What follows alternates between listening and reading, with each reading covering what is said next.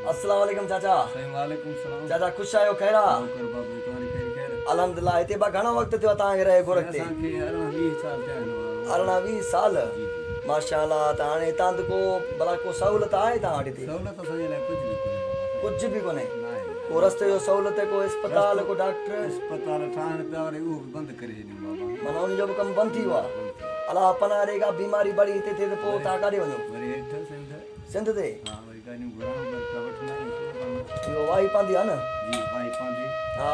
जा दादू गाॾियूं पोइ तव्हांखे मिलंदा हिते गाॾियूं? हिते कोन मिलंदा। हा वरी गाॾी माना हुतां अचे? हा हुतां। बाक़ी को एमरजेंसी में हुजे या को सीरियस हुजे त बसि पोइ अलाह खे प्यारो बसि मालिक साईं। बसि अलाह खे पर पोइ तव्हांजो वक़्तु कीअं थो गुज़रे हिते?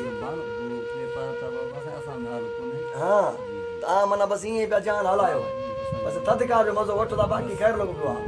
हा इहो बि शुक्र आहे थधिकार आहे घणो। सही सही। असां बि हींअर सवड़ो हिते कयूं। तव्हां माशाल्लाह तव्हांजी वॾी महिरबानी। चाचे असांखे सवड़ ॾिना बा वेहण जे लाइ हिते। असां अचण समय त पहिरीं सवड़ूं वेलण सी पियो थिए ॾाढो। या चाचे जी हींअर असां उतारे ते वेठा आहियूं। चाचो असांजी ख़िदमत में आहे। मानी बानी असां हिते खाईंदासीं। असांजो ठिकाणो चाचे वटि आहे। ईंदा आहियूं गोरख ते त चाचे वटि ईंदा आहियूं, न त असांखे सुञाणे केरु थो। बाक़ी वरी अॻिते वेंदासीं मथे वरी दीदार कराईंदासीं, वरी तव्हांखे बि दीदार कराईंदासीं मथां जो बि हाल हाल। हाणे हिते चाचे जो चवण आहे त को सहूलियत कोन्हे, न का गाॾी आहे, न अस्पताल आहे, न डॉक्टर आहे, को बीमारी बड़ी को एमरजेंसी विच ते पूरो थो थी वञे।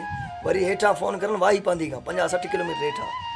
सो उतां वरी का गाॾी अचे हिते, वरी हिननि खे खणी वरी पोइ होॾां वञे, माना डबल ट्रिपल किरायो। वीचारनि सां कहिड़ो हालत आहे हिते। हुकूमत खे पुॼे ते को अस्पताल ठाहिनि, अस्पताल ठहे पियो पर अञा ठहण खां अॻु रही वियो। को कमकार कोन्हे, सॼो कुझु बंदि लॻो पियो आहे। हाणे वरी अलाह हिननि खे हयाती ॾे। सो हिन अस्पतालनि जा कमु करण ते सहूलियत करण ते काफ़ी माण्हू रहनि पिया, काफ़ी वीचारा ग़रीब गुरबा रहंदा हिते पंहिंजे रोज़ी जे हवाले सां।